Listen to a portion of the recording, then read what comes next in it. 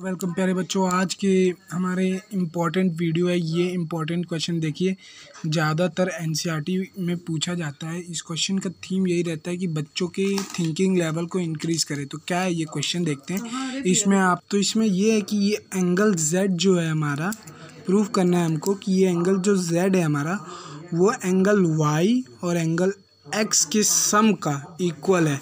ठीक है, ये एंगल जेड है हमारा, वो सेंटर ओ के पास है। ठीक है, तो ये क्वेश्चन अक्सर मतलब कि एनसीईआरटी लेवल से थोड़ा सा अबव है, लेकिन बेस लेवल इसका एनसीईआरटी ही है।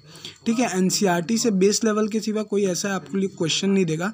तो इस क्वेश्चन को सबसे पहले समझने के लिए हम लोग कुछ नेमिंग कर लेते हैं। जैसे इस एंगल को हम नेम दे देते हैं, इन सभी एंगल्स को नेम दे देते हैं। देखिए, अगर ऐसा कुछ क्रॉस टाइप का बन रहा होगा तो angle on the same segment of a circle are equal. ये वाला रूल ज़्यादातर याद ही रखिएगा जब भी ऐसा क्रॉस बने, क्योंकि ये एक बहुत ही इम्पॉर्टेंट रोल प्ले करता है ऐसे क्वेश्चन को सॉल्व करने में। तो देखिए, इसमें जब हम लोग को एंगल जेड के इक्वल प्रूव करना है ना, तो सबसे पहले हमें ये एंगल वाई को इक्वल और एंगल एक्स को कुछ एक साथ लाना पड़ेगा। ठीक है, तो वो कैसे आएगा? अगर मैं देखिए एक बहुत ही अलग तरह से आपको हिंट दे दूंगा, एंगल वाई और एंगल एक्स कैसे एक साथ आ जाएंगे। देखिए, ये हमारा एक ट्रायंगल है, मैं नाम लिख दे रहा हूँ अभी, सॉरी नेमिंग करना भूल गया था मैं।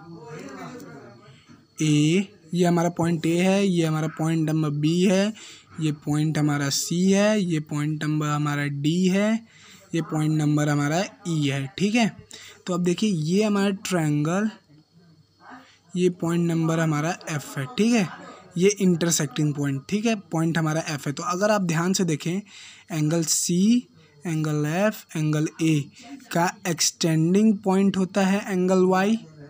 ये देखिए एंगल एफ सी ए, ये हमारा एक ट्रायंगल है, इसका एक्सटेंडिंग पॉइंट मतलब एक्सटीरियर एंगल वाई है हमारा।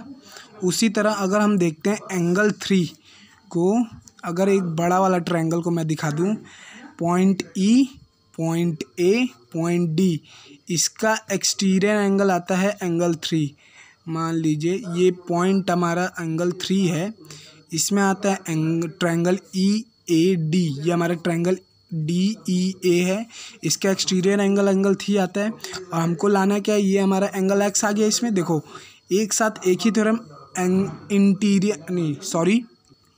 Sum of two interior opposite angle equals to exterior angle. तो एंगल वाई और एंगल थ्री इक्वल हो जाएगा।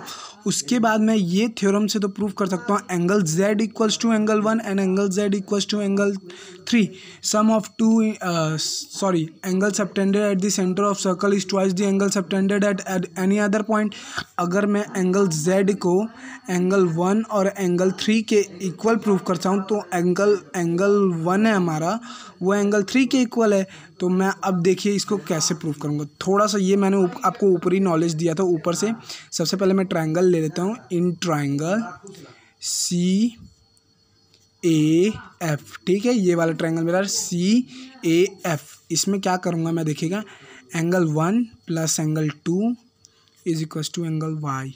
क्या है हमारा, sum of two interior opposite angle, sum of two interior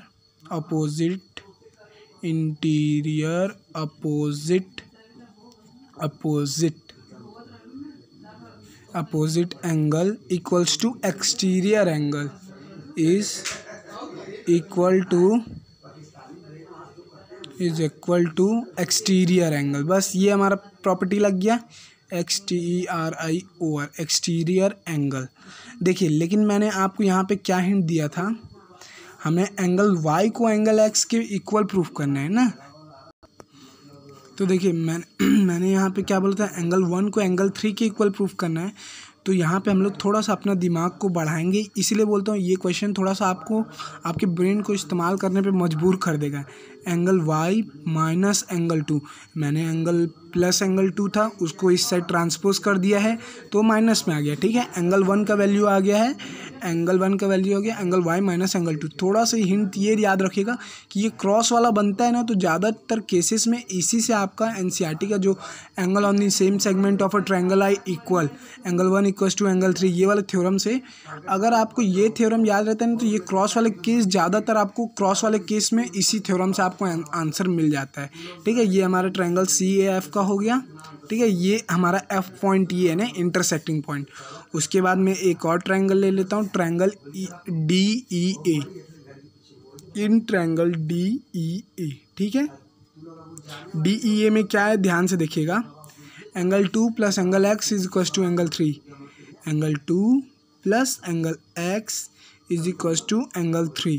reason क्या देंगे, sum of two interior opposite angle is equal to exterior angle, same जो ऊपर लिखे थे अभी, ठीक है। इसमें हम लोग कोई चीज़ ट्रांसपोज नहीं करेंगे क्योंकि हमें प्रूफ क्या करना था, एंगल 1 को एंगल 3 के इक्वल प्रूफ करना था, तो एंगल 3 यहाँ पे पहले से हमारा इक्वल है। ये देखिएगा एंगल 2 और एंगल 3 को मैंने अलग से बाहर कर दिया, ठीक है।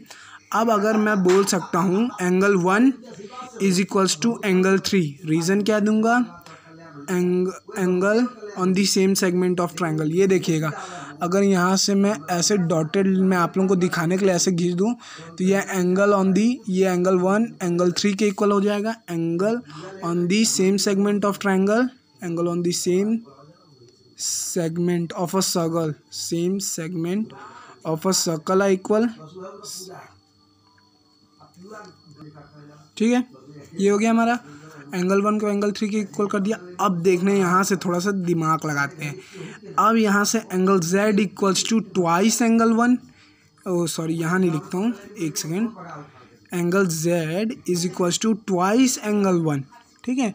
ट्वाइस एंगल 1 डबल एंगल 1 के इक्वल होता है। यहाँ पे angle subtended at the centre of circle is twice the angle subtended at another point. Theorem number 10.7, angle subtended at the center of circle is twice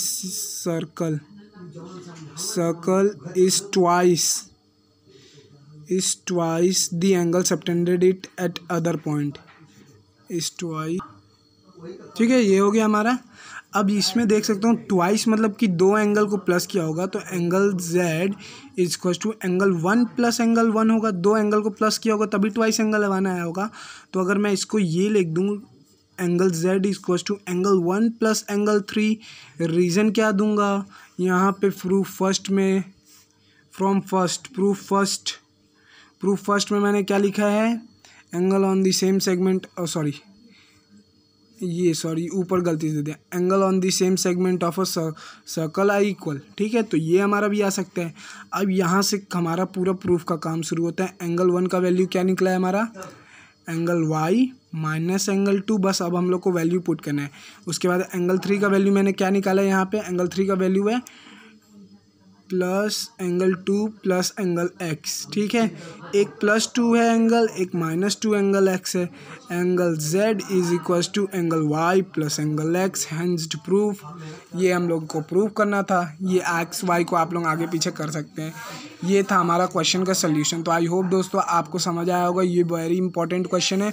ये आप अगर NCERT exemplar भी उठा के देखेंगे तो उसमें लगभग हर पिछले लास्ट 2 साल मतलब कि कोरोना पीरियड को छोड़ के उससे पहले लगातार 3 साल पूछा था, और मैं एक्सपेक्ट कर सकता हूँ कि इस साल भी पूछेगा इस क्वेश्चन को, इसलिए मैंने आप लोगों को ये समझाया। तो आई होप आपको आज का वीडियो पसंद आया होगा। Thank you.